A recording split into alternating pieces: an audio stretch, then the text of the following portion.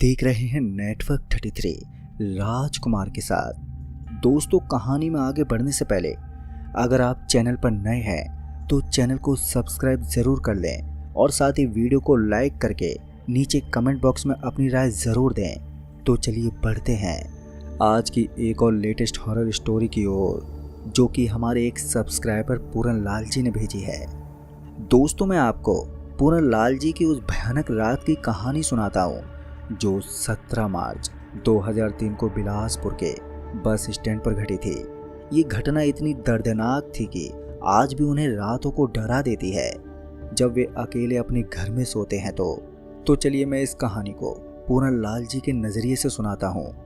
दोस्तों, मैं पूरन लाल एक आम आदमी जो उस दिन 17 मार्च 2003 को बिलासपुर बस स्टैंड पर खड़ा था। उस वक्त शाम ढल रही थी और मेरे मन में बस एक ही विचार था कि मुझे अपने घर पहुंचना है। उस समय मैं दिन भर के काम से थका हुआ महसूस कर रहा था और अब बस आराम करना चाहता था। बस स्टैंड पर हमेशा की तरह भीड़ थी। लोग अपनी अपनी मंजिलों की ओर जाने वाली बसों का इंतज़ार कर रहे थे।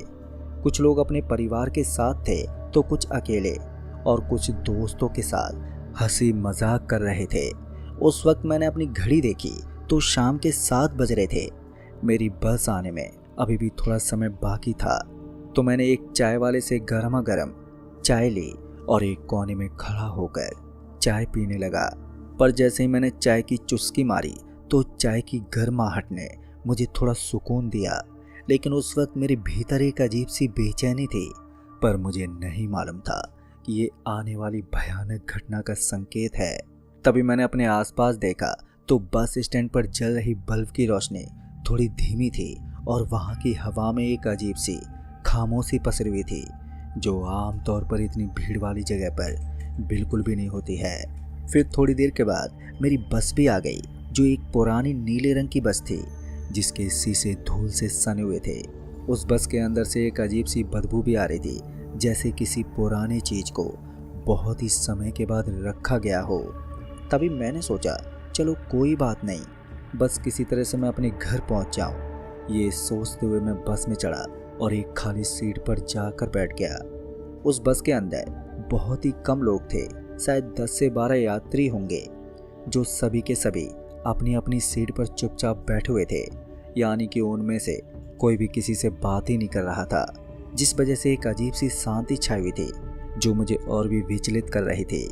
फिर मैंने खिड़की से बाहर झांक कर देखा तो बाहर अंधेरा गहराने लगा था और बस स्टैंड पर भी हलचल कम होती जा रही थी।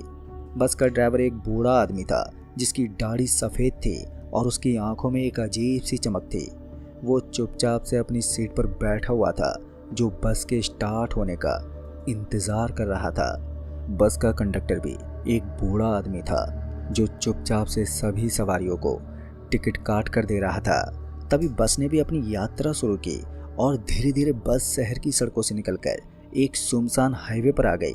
हाईवे पर हल्की फुल्की रोशनी थी, सिर्फ बस की हेडलाइट ही हमें रास्ता दिखा रही थी।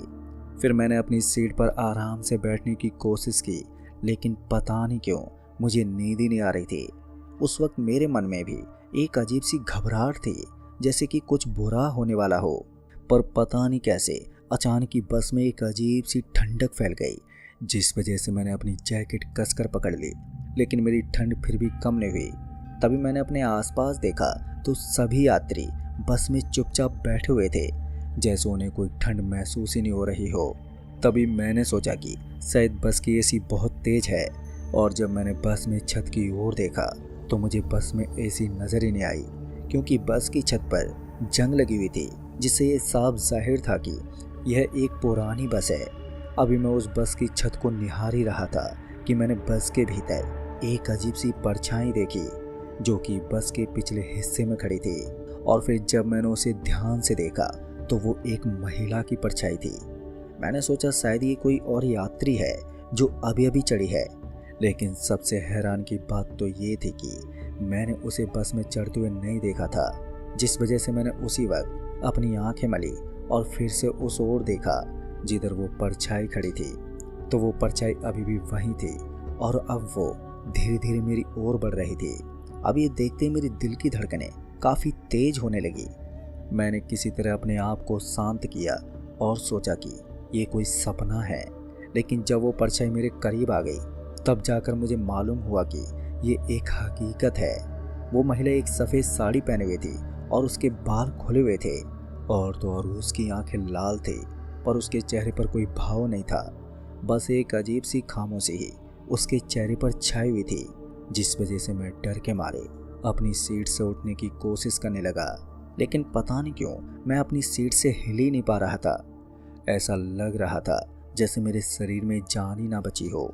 तभी वो महिला मेरे सामने आकर खड़ी हो गई और जब मैंने उसकी आंखों में देखा तो अब उसकी आंखें इतनी डरावनी थी कि मैंने अपनी आंखें एकदम से बंद कर ली। तभी मुझे अपने कानों में एक ठंडी सी फुसफुसाहट सुनाई दी कि तुम यहीं मरोगे, जिस वजह से मेरे शरीर में एक सिरहन सी दौड़ गई। और फिर जब मैंने अपनी आंखें खोली तो अब वो परछाई वहां से गायब हो चुकी थी। मैंने आसपास भी देखा तो अब बस के अंदर सब कुछ सामान्य था और सभी यात्री अभी भी चुपचाप से बैठे हुए थे, जैसे कि यहाँ पर कुछ हुआ ही ना हो। तभी मैंने सोचा क्या ये सब मेरा वहम था या फिर कोई मैं सपना देख रहा था।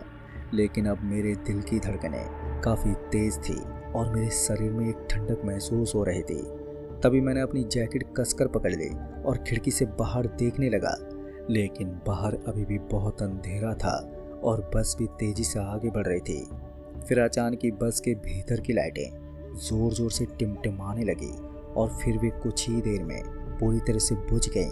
अब बस के अंदर पूरा अंधेरा छा गया था, लेकिन मैंने डर के मारे अपनी आंखें बंद कर ली। पर हाँ, मुझे अपने आसपास अजीब सी आवाज़ें सुनाई देने लगी थी।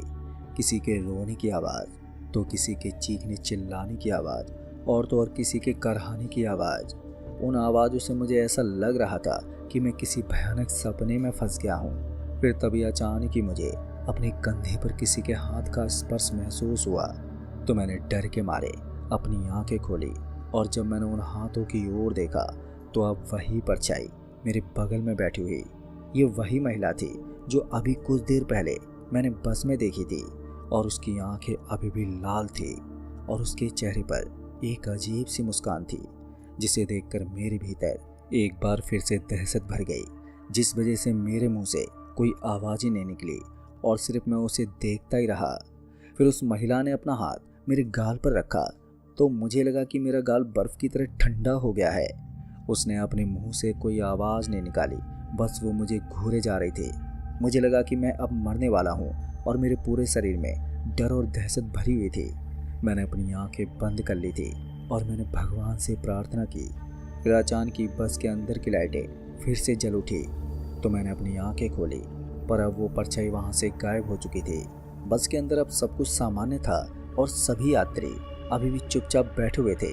तभी मैं अपनी सीट पर पीछे की ओर झुक गया और मैंने एक गहरी सांस ली। मुझे लगा कि मैं अभी भी सदमे में हूँ, पर बस ने अभी भी अपनी यात्रा जारी रखी और फिर थोड़ी देर के बाद हम अपनी गंतव्य पर पहुँच गए। तभी बस रुकी और यात्री धीरे धीरे बस से उतरने लगे और मैं भी बस से धीरे धीरे नीचे उतरा। तभी बस स्टैंड पर उतरते मैंने भी एक गहरी सांस ली। मुझे लगा कि मैं एक भयानक सपने से जागा हूँ। मैंने अपने आसपास देखा तो इस बस स्टैंड पर हमेशा की तरह भीड़ थी और लोग अपनी अपनी मंजिलों की ओर जाने वाली बसों का इंतज़ार कर रहे थे। अब मैं अपने घर की ओर चल पड़ा, लेकिन मेरे मन में उस रात की घटना अभी भी ताज़ा थी। मुझे लगा कि मैंने कुछ ऐसा देखा है जिसे मैं कभी नहीं भूल पाऊंगा। फिर जब मैं घर पहुंचा तो मेरी पत्नी ने मुझे देखा और पूछा कि क्या हुआ और तुम इतने परेशान क्यों हो। फिर मैंने उसे सब कुछ बताया जो कि मेरे साथ में हुआ था। उसने मेरी बात सुनी और मुझे गले लगाया और बोला कि तुम शांत हो जाओ, ये सब तुम्हारे मन का वहम था। लेकिन दोस्तों, मैं जानता था कि ये मेरा वहम नहीं था, ये एक भयानक घटना थी जो कि मेरे साथ में घटी थी। उस रात के बाद से मैं कभी भी रात में बस में यात्रा नहीं करता और जब भी मैं रात में बस स्टैंड पर खड़ा होता हूँ तो मुझे उस परछाई की याद आ जाती है और मेरे पूरे शरीर में एक सिरहंसी दौड़ जाती है।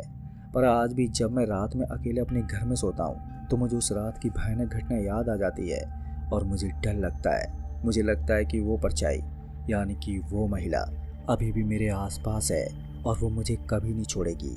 तो दोस्तों इस कहानी में बस इतना ही। तो चलिए वीडियो में बढ़ते हैं एक और दूसरी भूतिया घटना की ओर, जो कि हमारे एक सब्सक्राइबर रमेश जी की है। दोस्तों रात के सन्नाटे में जब सड़कों पर गाड़ियों की आवाज़ें थम जाती हैं और चांद की रोशनी धुंधली हो जाती है, तब हाईवे पर एक अजीब सी शांति छा जाती है। लेकिन ये शांति अक्सर धोखेबाज होती है। रात की खामोशी, दूर कुत्तों के भौंकने की आवाज़, यानी कि मैं रमेश एक ट्रक ड्राइवर हूँ। सालों से इस हाईवे पर गाड़ी चला रहा हूँ। दिन रात मौसम कैसा भी हो, मैंने बहुत कुछ देखा है इस सड़क पर। हादसे, चमत्कार और कुछ ऐसा भी जिसका कोई नाम ही नहीं है। आज जो कहानी मैं आपको सुनाने जा रहा हूँ वो एक ऐसे ढाबे की है जो दिल्ली जयपुर हाईवे पर पड़ता है, और उस ढाबे का नाम है शर्मा जी का ढाबा। दिन में तो वहाँ पर चहल पहल रहती थी, ट्रक वाले, यात्री सब खाने पीने के लिए रुकते थे। लेकिन रात गहराते, खासकर आधी रात के बाद, उस ढाबे की रौनक बदल जाती थी। पर पहली बार जब मैं वहाँ आधी रात को रुका था तो मैंने देखा कि ढाबे पर सिर्फ 2-3 ट्रक खड़े थे। उनके इंजन बंद थे लेकिन उनकी लाइटें जल रही थी। ढाबे के अंदर सिर्फ शर्मा जी बैठे थे और कुछ ड्राइवर जो अजीब सी खामोशी से अपना खाना खा रहे थे। उनके चेहरे पर एक अजीब सी उदासी थी, आंखें खाली खाली थी। तो मैंने सोचा शायद थकान होगी उनको। मैंने अपनी दाल रोटी ऑर्डर की और एक कोने में बैठ गया। तभी खाते खाते मैंने देखा कि उन ड्राइवर्स में से कोई आपस में बात नहीं कर रहा था, ना कोई फ़ोन पर था, ना कोई रेडियो सुन रहा था। बस वो सभी खाना खा रहे थे। तभी मैंने शर्मा जी से पूछा, अच्छा शर्मा जी इतनी रात को इतनी शांति क्यों है? इस पर शर्मा जी ने एक लंबी सांस ली और बोले, ये सब अपनी दुनिया में खोए हुए हैं बेटा।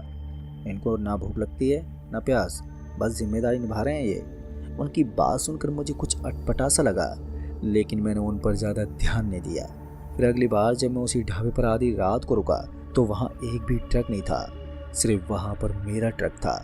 मैं थोड़ा हैरान हुआ। वो ढाबा खुला हुआ था और शर्मा जी बैठे हुए थे, लेकिन वहाँ पर कोई ग्राहक नहीं था। तभी मैंने पूछा, शर्मा जी आज कोई आया नहीं क्या?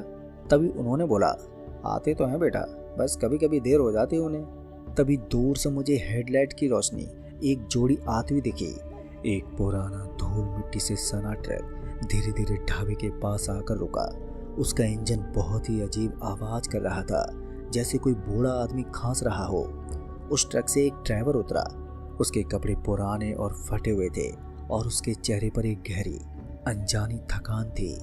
उसकी आंखें नीचे झुकी हुई थी। वो अंदर आया और सीधा एक मेज पर जाकर बैठ गया। तभी शर्मा जी बिना कुछ पूछे उसके सामने एक थाली लेकर आ गए। उसने चुपचाप खाना शुरू कर दिया और मैंने हिम्मत करके उससे पूछा, भाई साहब कहाँ से आ रहे हो आप? पर उसने हेलो। तभी उसने नज़र उठाकर देखा तो उसकी आंखों में कोई चमक नहीं थी, वो बिल्कुल खाली थी। उसने बस एक गहरी सांस ली और वो फिर से खाना खाने लगा। दोस्तों मुझे उस रात नींद नहीं आई, और वो ड्राइवर, उसकी खाली आंखें, शर्मा जी का अजीब व्यवहार, सब कुछ मेरे दिमाग में उस वक्त घूम रहा था। फिर अगले दिन मैंने एक और पुराने ड्राइवर दोस्त सुरेश को ये सब बताया। सुरेश ने मेरी बात सुनकर एक अजीब सी हंसी हंसी। तभी उसने बोला, अरे यार रमेश तू नया नहीं है इस लाइन में, तूने कभी नहीं सुना उस ढाबे के बारे में? सुरेश ने बताया कि शर्मा जी का ढाबा, वो ढाबा एक ऐसे चौराहे पर बना है जहाँ पर कई साल पहले एक भयानक हादसा हुआ था। कुछ ट्रक ड्राइवर्स की मौत हो गई थी वहाँ पर, और उनकी आत्माएं उसी ढाबे पर भटकती हैं। वो अभी भी अपनी मंजिल तक पहुँच नहीं पाती, और हर रात जब कोई अकेला ट्रक ड्राइवर वहाँ पर रुकता है तो वो उसे अपने साथ खींच लेती है। लेकिन दोस्तों मुझे सुरेश की बात पर अभी भी यकीन नहीं हुआ था, क्योंकि ये सब कहानियाँ लगती थी मुझे, लेकिन मेरी उत्सुकता बढ़ गई थी।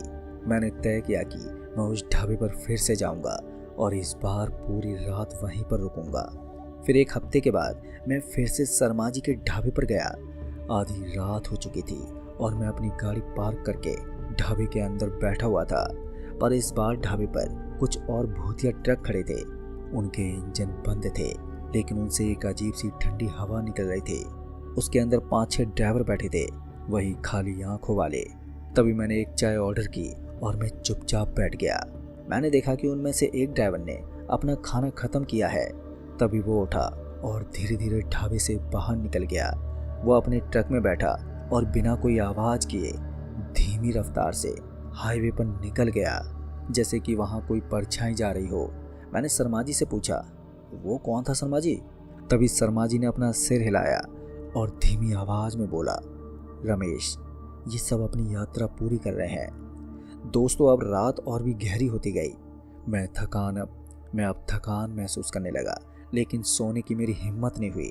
तभी मेरे पास वाले मेज पर बैठा एक ट्रक ड्राइवर उठा। वो मेरे करीब आया और मेरे कान में फुसफुसाया कि यहाँ पर मत रुकना, चले जाओ यहाँ से। उसकी आवाज़ बहुत ठंडी थी, जैसे किसी कब्र से आ रही हो। मैंने डर के मारे अपनी आंखें बंद कर ली और जब मैंने आंखें खोली तो अब वो वहाँ से जा चुका था। तभी उस ढाबे की लाइटें झपकने लगी।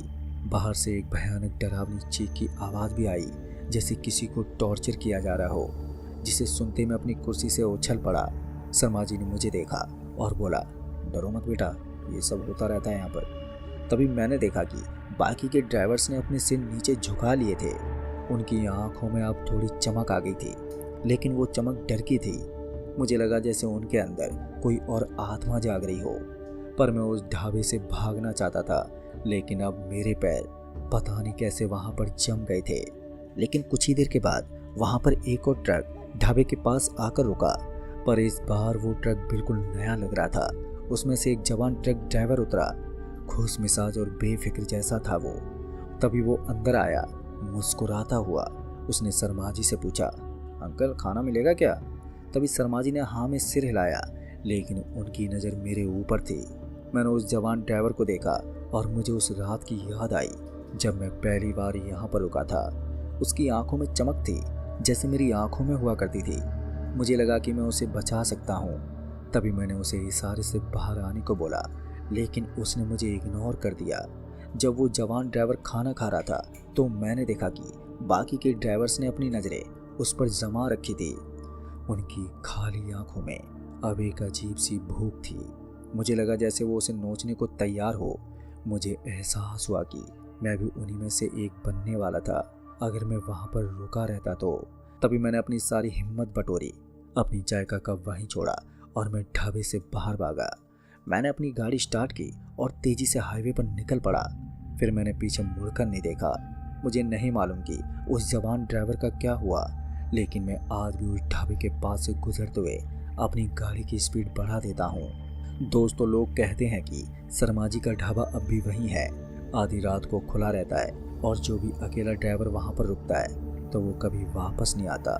उसकी आत्मा भी उन भूतिया ट्रकों में से एक बन जाती है जो अपनी आखिरी मंजिल तक पहुँचने की तलाश में हमेशा हाईवे पर भटकते रहते हैं, और शायद एक दिन वो मुझे भी खींच ही लेंगे, पर मैं वहाँ पर कभी नहीं रुकता।